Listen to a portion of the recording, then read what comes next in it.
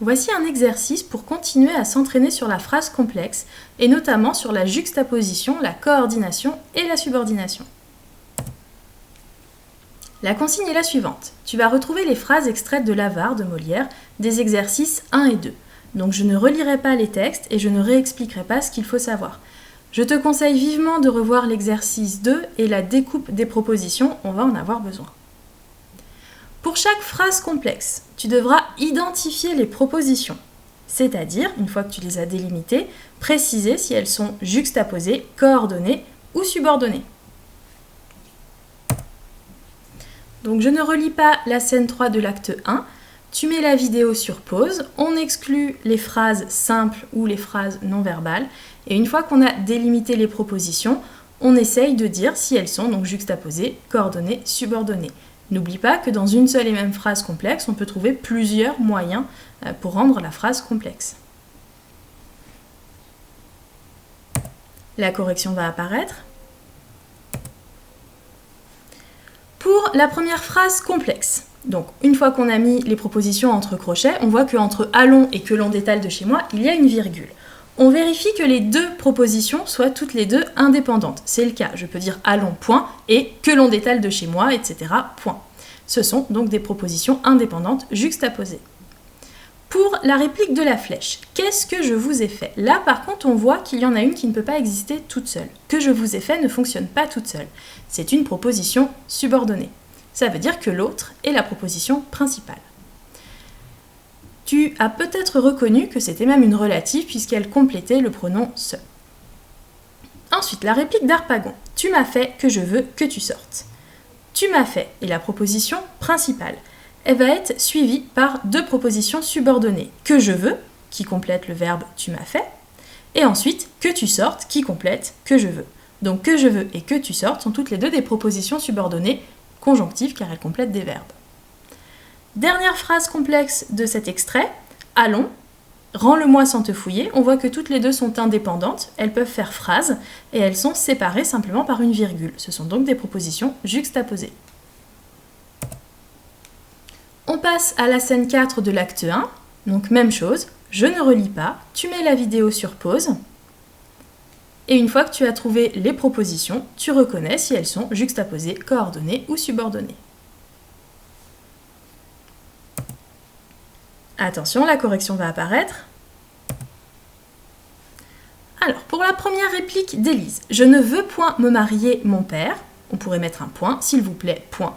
Donc les propositions sont indépendantes et elles sont simplement séparées par une virgule, elles sont donc juxtaposées. Réplique d'Harpagon.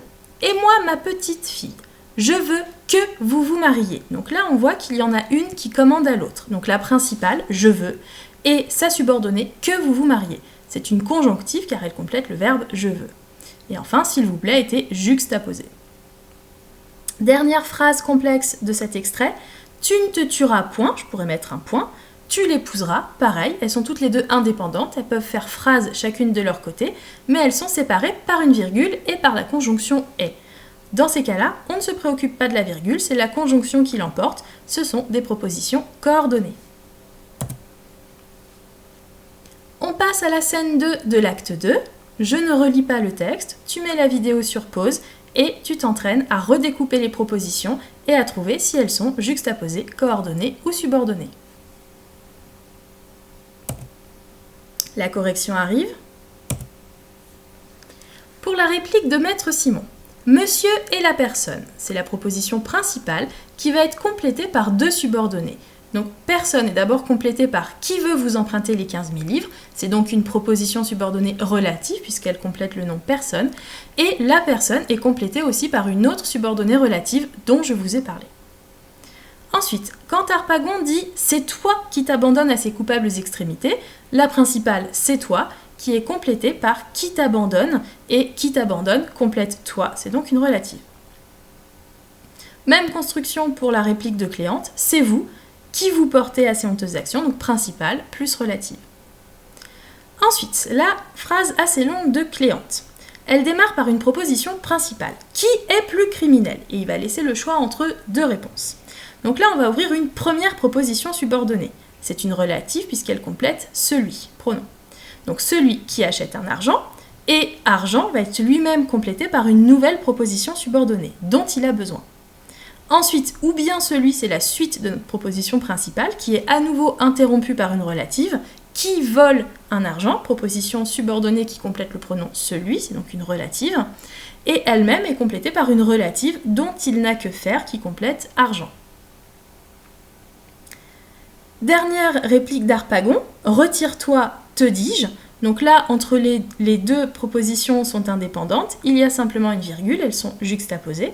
Et entre la deuxième, te dis-je, et la troisième, ne m'échauffe pas les oreilles, il y a et une virgule et la conjonction et. Je rappelle que c'est la conjonction qui l'emporte, donc la deuxième et la troisième sont des propositions coordonnées. Donc la troisième est coordonnée à la deuxième.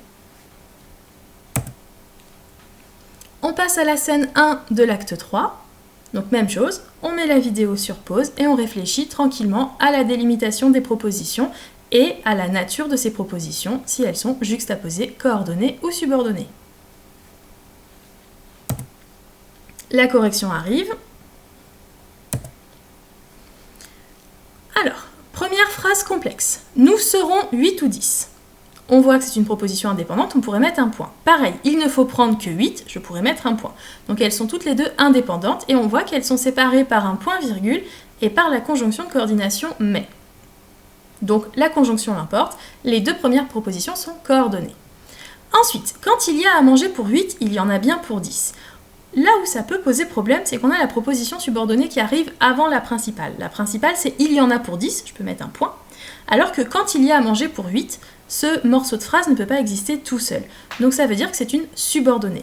Et c'est une conjonctive qui a pour fonction complément circonstanciel. Ensuite, Maître Jacques. Monsieur, début de sa proposition principale. Elle est interrompue par une première proposition subordonnée. Puisque vous le voulez. Donc proposition subordonnée conjonctive qui exprime la condition. La cause, puisque, parce que vous le voulez. On referme. Ensuite, je vous dirai franchement, c'est la suite de la principale. Monsieur, je vous dirai franchement, puisque vous le voulez, parce que vous le voulez. Et ensuite, cette principale va être complétée par la conjonctive qu'on se moque partout de vous, qui complète donc le verbe dire. Cet exercice est terminé. Tu peux poursuivre avec l'exercice 4 si tu es en 4e, car il est un petit peu plus complexe. Si tu as rencontré des difficultés, n'hésite pas à revoir les leçons et le top 5 des erreurs à éviter quand on relève les propositions si tu t'es trompé dans la délimitation des propositions. Ne perds pas courage, ce n'est pas évident de travailler sur la phrase complexe. Merci de ton attention et bon courage!